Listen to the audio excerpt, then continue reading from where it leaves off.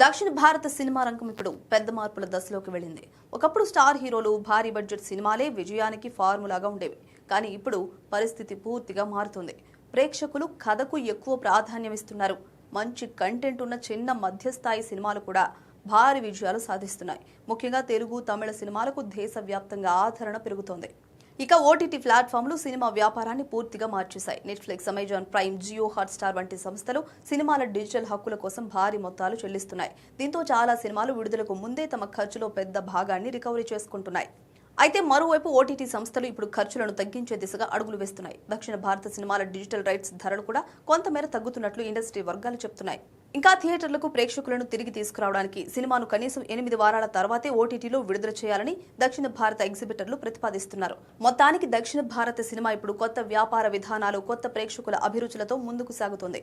Star power కంటే కంటెంట్కే ఎక్కువ ప్రాధాన్యం పెరుగుతున్నట్లు స్పష్టంగా కనిపిస్తోంది.